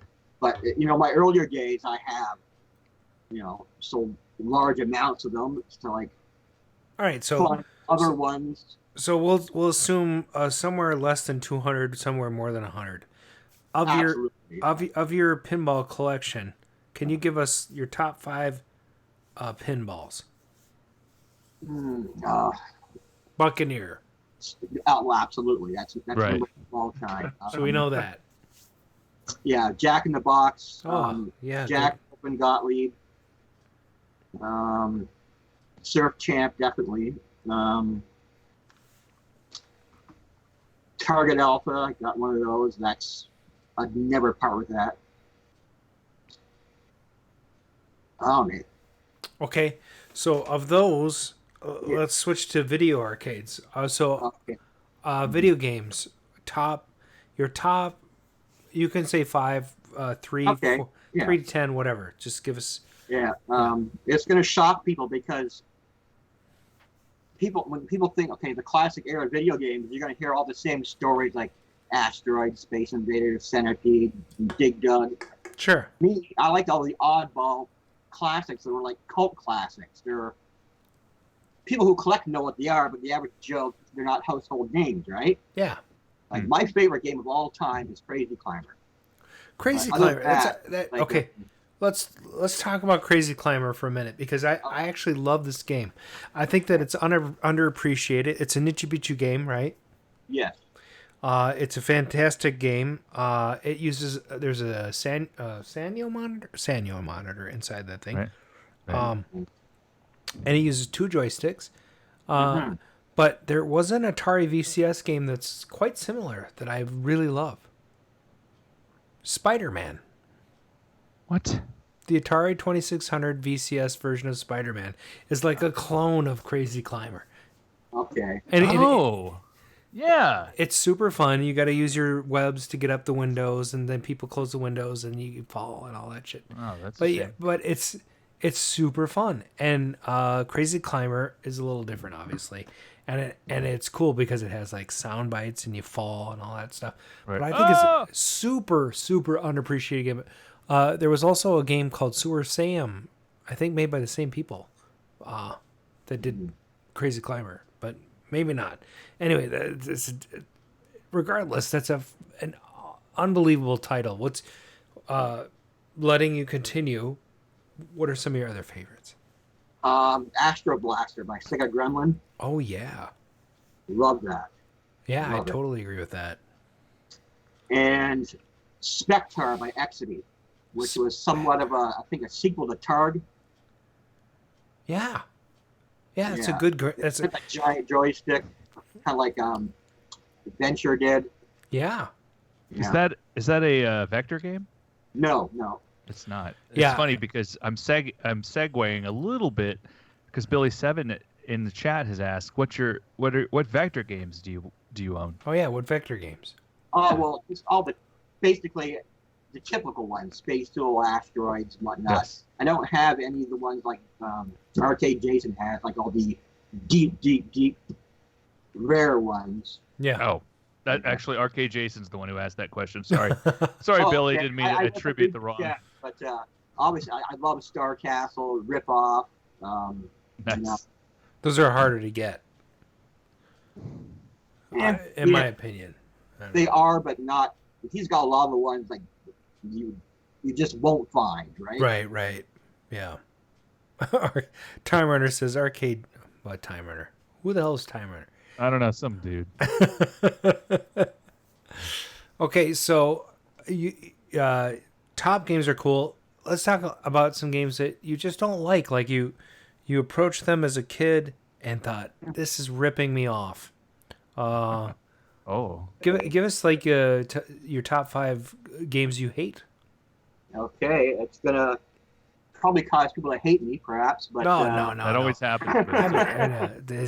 I never ever liked and still don't like Paperboy. Okay. Oh, perfect. Yeah, I certainly have played it a million times. I just don't like it. Right. I feel you. It's like 720. Yeah. Now this is one that's really going to baffle people. I do not like Spy Hunter. Oh, I'm actually in that camp. I used to love Spy Hunter as a kid. I thought the music was great. And I think the only way to play it is in a cockpit, just like Brian has. But I will say, I'm not a fan of Spy Hunter anymore. The game pisses me off. Yeah. Okay. And I also do not like Punch Out. Double monitors. Yeah. Right. Yeah. Boxing never appealed to me at all. So why would I want to play video? Sure. Yeah. Makes total sense. Yeah. Any others that you're just like, oh, if I had my 4 quarters that my parents gave me, I'm not spending it on this machine. Okay. See, I love Dragon's Lair and Space Ace, but I hate Cliffhanger. Oh yeah. Cliffhanger's hard. Yeah. Not because it was hard, I just couldn't get into it. I tried, and isn't that based on like Tenchi? Like the probably, but the anime Tenchi. Yeah. Yeah. I mean, was not familiar with what that was at the time. It was based on a comic book, I believe. Something. Right. I don't know. Yeah. Right. I totally get it. I mean, sometimes you just don't like games. You don't have to like games. And by the way, everybody, you don't have to like every game. Shut up, Adam. Some people don't like Pole Position. Yeah. Blasphemy. I don't know who they I'll are. tell you 'cause- about pole position. I had 2 of them. They both broke. I Yes. sold. But my favorite racing game of all time is Night Driver. Oh, by Atari. yeah. Oh, I so want the Night Driver cockpit thing. Yeah, that to me that's way better than pole position. It's a Yes. cool game. It's a cool Put game. it on the hard setting, and you get a really good workout that thing. That is absolutely insane. I agree. Did like, anyone whoever programmed that? did anyone see Brett Butler's post about he was putting up these like candles on his walkway and they look like Night Driver? Have you seen that? I did see that on Facebook. Yes, That's pretty freaking That's cool. It's the first thing I thought was Night Driver. Yeah, I love that. That Brett Butler guy, we got to have him on sometime. He's kind of elusive. He's like Snuffleupagus. I think he's from Houston. Yeah, we should have him on the show. I think he'd be great. Yeah, I can get him. Really good. He was afraid to drive into the snow. I was like, come on, I've done it. Arcade Jason says he has a fiberglass Night Driver coming soon. Oh, nice. Jealous. For keeps, or are you? Yeah, I'm a little jelly. Wait like 20 seconds to get his response. Right. Hey, I have a quick question, Mike. Those your back glasses, do you protect them with triple thick, or do you just let them go native and then? If they are I've already started to flake, I will do that. But if they're mint, I won't touch it because I'm afraid that I've heard horror stories that you could actually cause more damage by doing that. Right? Interesting. Sure. Yeah.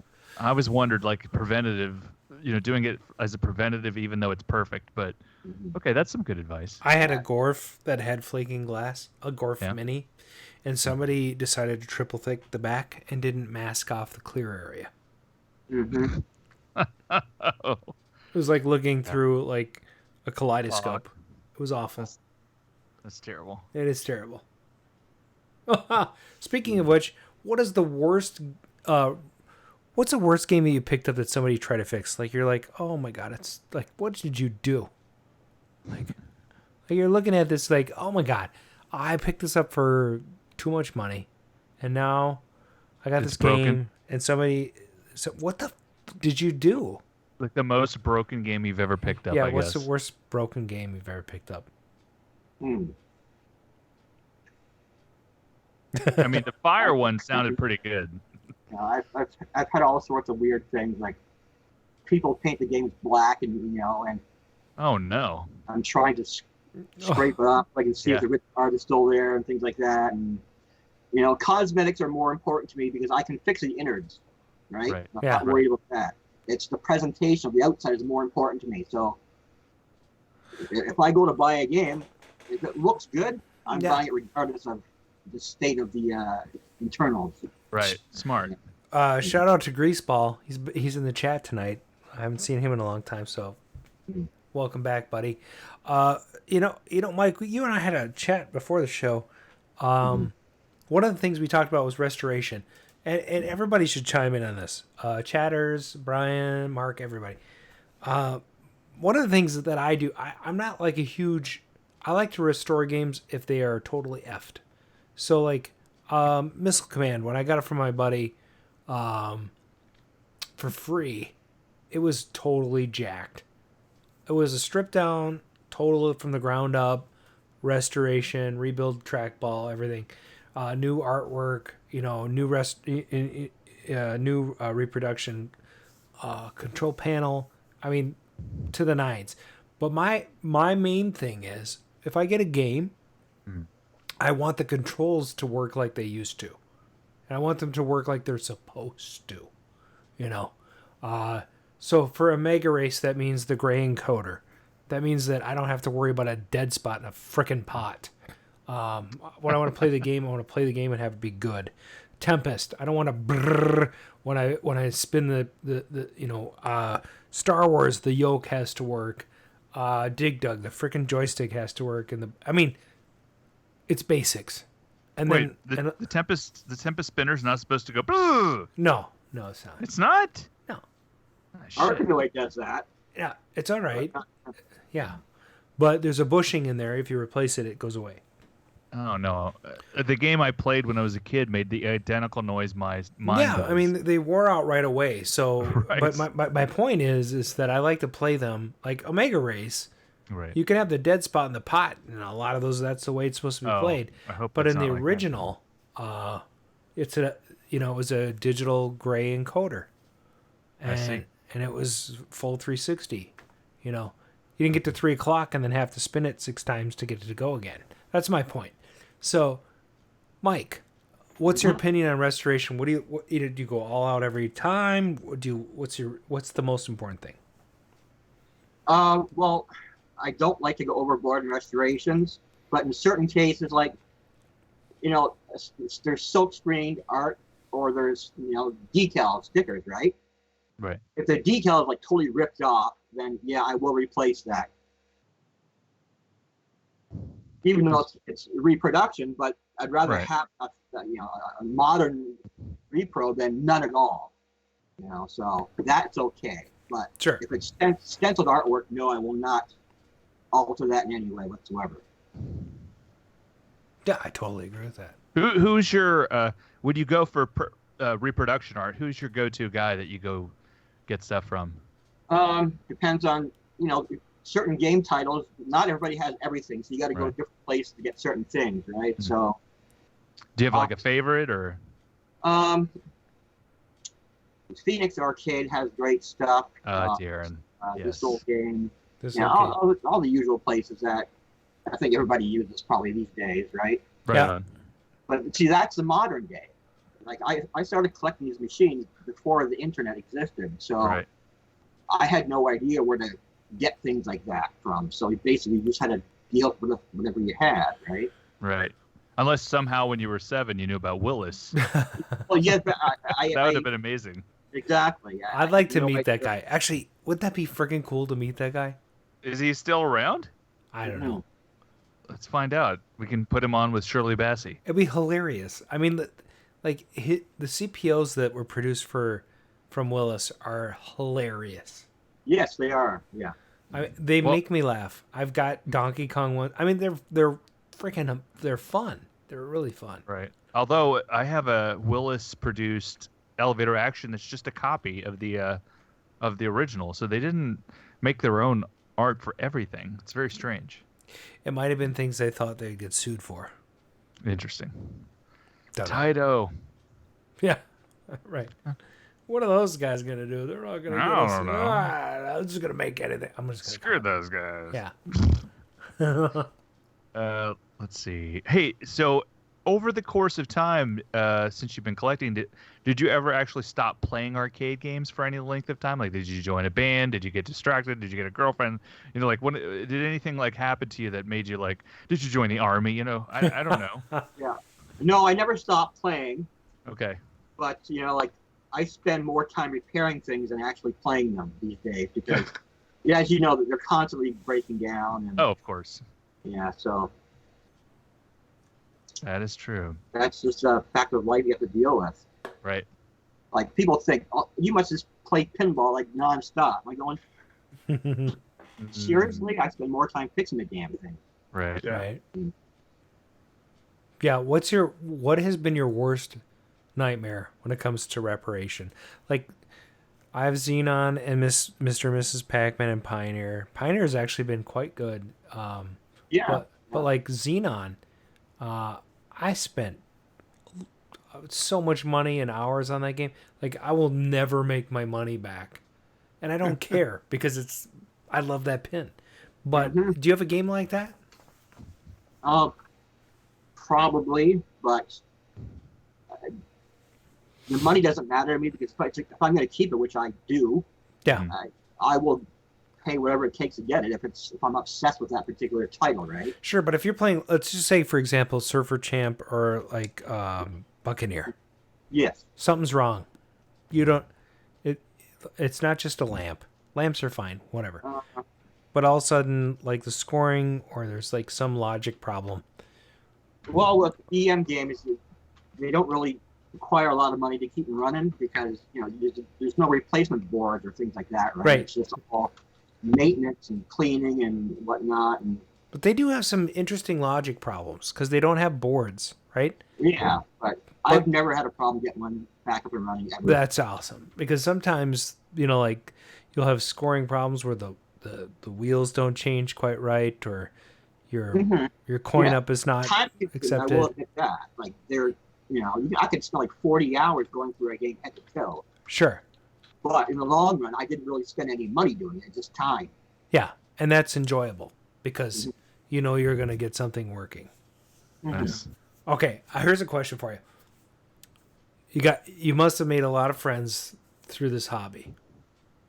So, your closest friends, what are some of their go-to games in your collection? Oh dear. Like, I don't know. It's like people come over all the time and ask, "Hey, do you have Galaga?" Mm-hmm. You know, do you have Ms. Pac-Man or Mrs. Pac-Man? Yeah, I do. I have those things. I actually kind of find it more interesting when people come over and they discover something new. Yes, that's what I would prefer. But it's the same typical story. People who are not into the hobby are going to gravitate right towards the Pac-Man stuff and Galaga and Centipede and all the known titles, right? Yeah. But yeah, I love those games, but I like the oddball stuff, like Crash by Exidy, Bandito by Exidy. Well, Bandito was a Nintendo game. Yeah, Bandito was Sheriff, all the same game, right? Just Nintendo, right? Yep. I encountered Bandito first when I was a kid, so that's the one gotta have that one. Yeah, it's pretty cool. And Boot Hill was cool. Here's one game that people think, oh my god, how the hell can you like this game? Jack the Giant Killer. I love that. Yeah.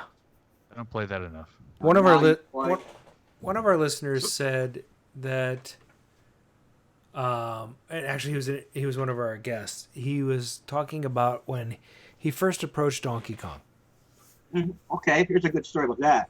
And Donkey Kong and Popeye and other Nintendo games are interesting because they had that smoke plexi that was right up against your face.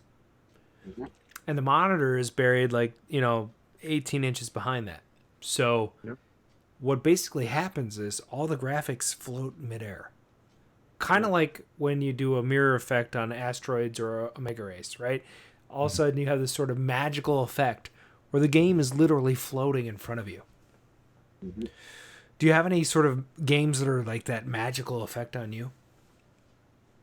Well, I know you hate Zaxxon, but that has that kind of... No, it's okay that I hate Zaxxon. And it is okay. Probably half the audience hates Zaxxon.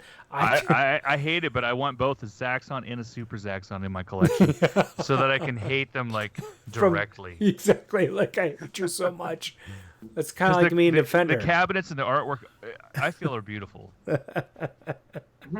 Yeah, I like that cabinet. Remember, I don't know if you guys heard of a game called Space Odyssey by Sega. Very rare, but it was in that same cabinet, along with Congo Bongo. Yes. I'm looking for a control panel for that. For Congo Bongo? No, for Space Odyssey. I have the marquee. I have the board set. I just need a control panel. Hey, quick shout out to Steve Take. He's a Bronze Age collector who's bought a few games for me. I got your Owl coin door. I saw it the other day. I'll have it in the mail to you soon, buddy.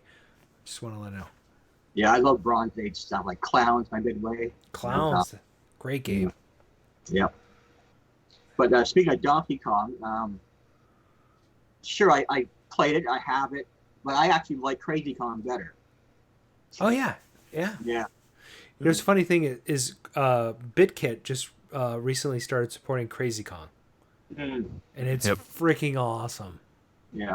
I gotta update. It's so cool. I mean, I played it at I played the real Crazy Kong, one of the real Crazy Kongs, because there's a couple versions over at Green Fest, and it's super fun if you're like a fan of the original. I think because you notice all the differences, and it makes you laugh as you're playing it because it's like that's not how it's supposed to work. It's like some weird alternate reality. Right, exactly. It's like all of those weird Space Invaders ripoffs in Pong ripoffs. You're like, wait a minute. It's totally Bizarro World Donkey Kong. I love it. Right. Yeah. Brian Frober says he can't wait for Grinkfest. Hey, how many people in the chat are going to Grinkfest this year? You should probably do that. We should have an arcade radio show there this year. Grinkfest 8. Yeah, we skipped that last year. Let's do that again. We haven't done it in a couple of years, but I think we have a lot of stuff we can give away, some prizes, and have some guests there. Mike, have you ever been to Grinkfest?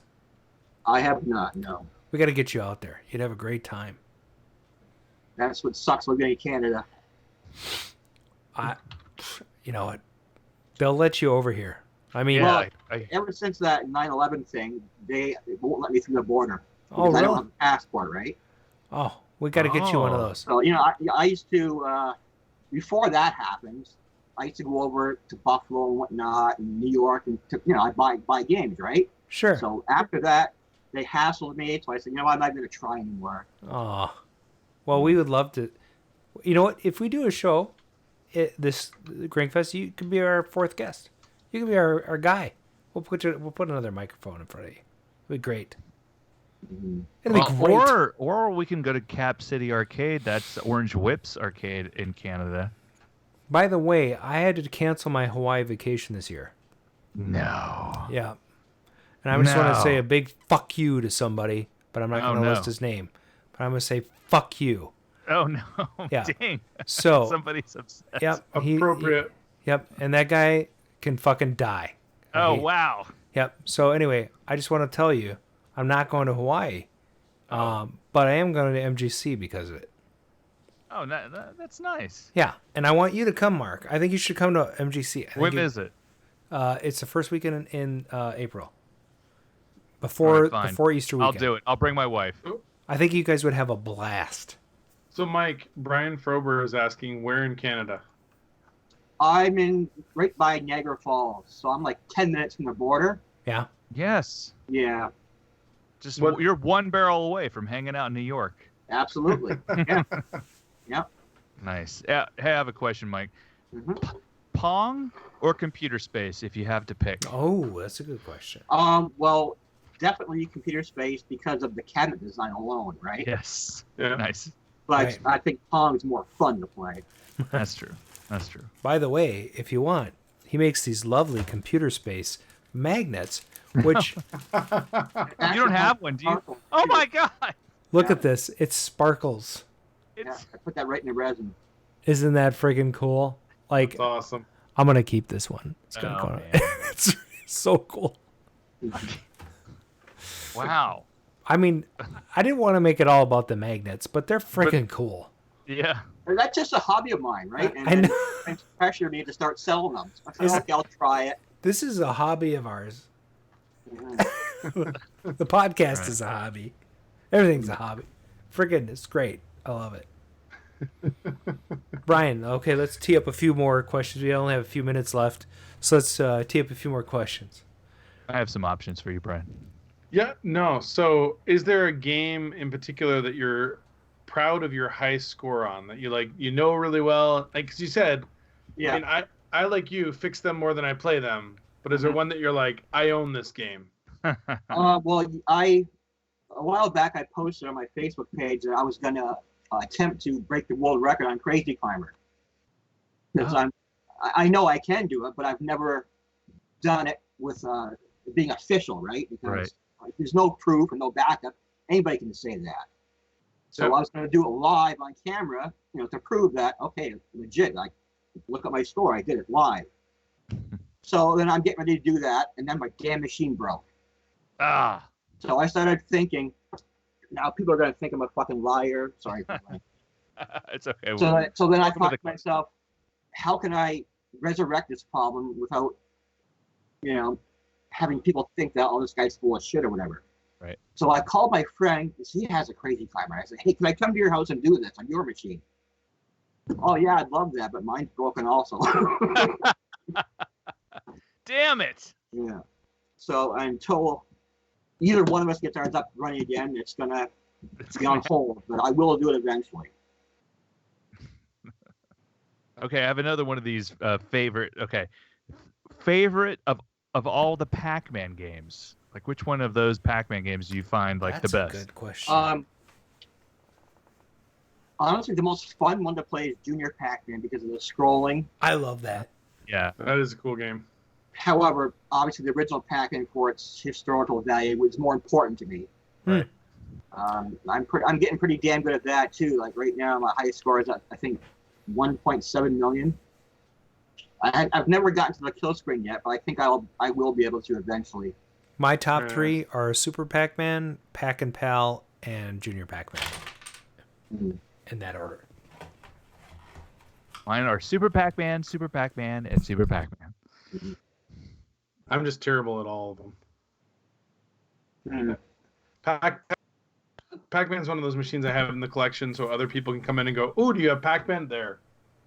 But it's definitely not a go-to game for me. Delusional in the chat says he loves Pac-Man Plus. That's a good game. Fun too. Yeah. I like that one. Yeah, me too. I mean, it's a fun little mix-up of the regular game. I mean, Delusional, check out eBay and search for Giant Arcade Magnet. You'll find a bunch. Yeah. I also have keychains in there now, so that'll well, probably see a bunch of that stuff actually, too. I think I have a keychain in here. I just look. While he's looking, Delusional's Arcade, he has a YouTube channel. It is great. Check out these keychains. Oh, those are my little enamel pins I made. Oh, too. sorry. Yeah, these are pins. Oh, I have enamel pins. I have I don't know if you can see. It's a gauntlet one. Yeah, that's pretty. Awesome. Yeah, it's cool. Yeah. These are sweet. Like, dude, they're so quality. I mean, I'm gonna get you some photos of my Hellifier and see if you can make something out of that. Yeah, that'd be awesome. Yeah. Since there's only 4 Hellifiers on the Earth. Delusional wants a signed magnet. Do you think we can hook him up with one of those? Yeah. Delusional, email adam@arcaderadio.com. Tell me which magnet you want, and we'll get you a signed one. Okay? You're the winner tonight for asking. Steve says, I'm late tonight, but did Mark get the 350 or best offer Super Pac-Man in Houston the other day? I did not even see that. Oh, I didn't that's an awesome journey. I already own Adam, one. you need that. Oh, that journey is beautiful. What? Yeah. Where? And Journey. Yes. I think I actually have a Journey magnet in this bag, though. That's beautiful. How's that journey going, Adam? What's going on? Actually, we were talking about that on the chat, and I think Mr. Peabody's going to hook me up with some welding stuff. Oh, that control panel. I see. Speaking, look at this. This is another one that he did. Pong.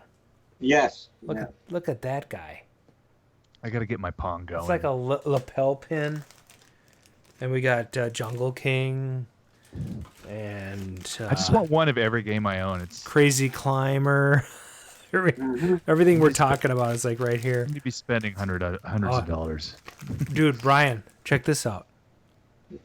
I saw he held one up. It's freaking awesome. Omega Race. That's amazing. Tapper, which I own, and then he has these freaking awesome keychains. They're just dope, like Galaga Defender, and they come with like a really cool. I mean, they're durable. You put these on your keychain, they're gonna take a beating. You know, Sinistar. I have some sitting here right now. Karate Champ. Get a shot of it. Hold on a second. Yeah, I didn't know this was gonna turn into a magnet show, but they're freaking cool. Brian Fober's asking, does he have R-Type? Yes. Yeah. Yes. Nice. And here we have some Adams Arcade. Do you have Exterminator? No, I don't have that one. If you did, I would have you send that to Adam now. Like, oh man, that is amazing. Those are sweet. Anyway, that's really cool. So, Mike, do you have an email or is an Etsy site you want people to go to? I do have an Etsy site, but I don't have anything right now because I haven't had time to list things because the eBay thing is keeping me so busy. I just don't have time to do both at once. But I think within the next month or two, I'll have stuff on there slowly. Nice. Well, that's good. I'm glad for your success there on eBay. I just sold some Nike DeLorean tennis shoes that I had. Oh my God, the sneakerheads just came out and they're like, you know. What do you? Is that? What's the second one from the left? I'm having a. Next to Zaxxon. Yeah. Yeah. That's a Stern Astro Invader. Nice. Oh wow. See, there's Defender. Shouldn't have made fun of Defender. What's to the right of Defender in that corner? Moon Patrol. Moon Patrol. Love it. Making a mess. That's okay. You know, Moon Patrol is the one game that I did not expect people to really come over and play a lot, but everybody seemed to play Moon Patrol when I had it in the lineup. I think it's very approachable. I think it's boring. I had one. Yeah, I love. And I love the music, but after a while I get bored. I traded my Stargate for it. Yeah. All right, Mike. So tell us, give us some final. Oh, first of all, stay with us after the break. After we close out. Disconnect. After we disconnect. But if you have we didn't actually even get into you like owning arcades and stuff. You're gonna have to come back on the show. Cool. Yeah. Season 5. Season 5. There we go. So you've owned, you've operated, you've collected. Do you have any advice for these people that want to do this? Well, you know, when I did it, it wasn't the right time because it was after the everything settled down, and you know the classic games weren't. People were like, "Oh man, this game's 10 years old." Like, you know, people didn't appreciate them yet. Sure. The older one, right? Yeah. So they all wanted like the Street Fighter and Mortal Kombat stuff, and that was like 91 when I owned the arcade. All right.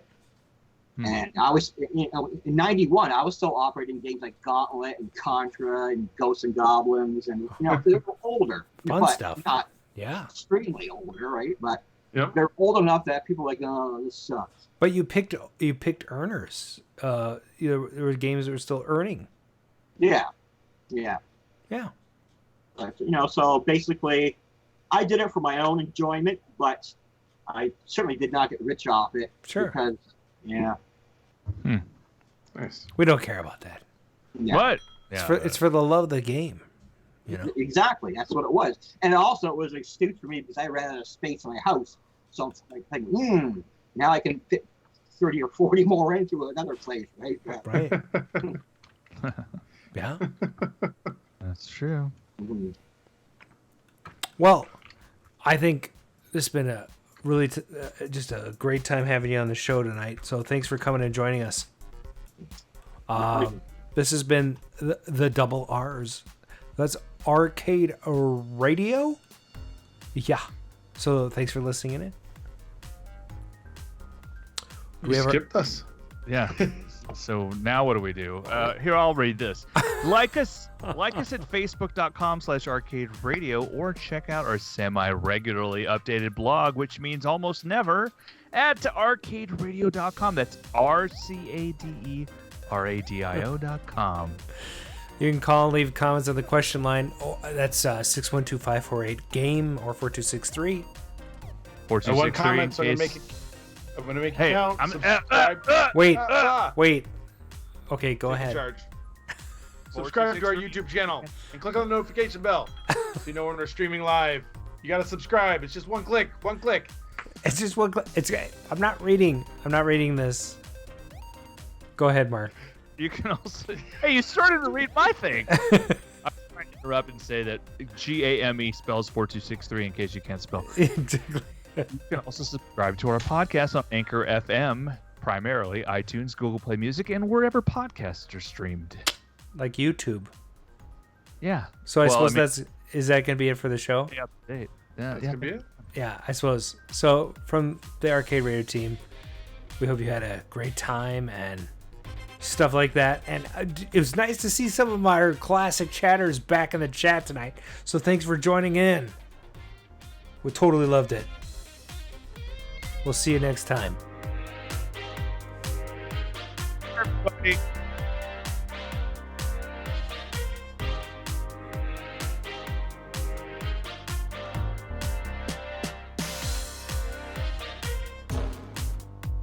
We got the name from the game of Go, which we were playing at the time. It's a Japanese game, and if I'm about to take a group of your stones, I say Atari, which is sort of like polite warning that you were going to be engulfed. And I thought that was a great aggressive name for a company.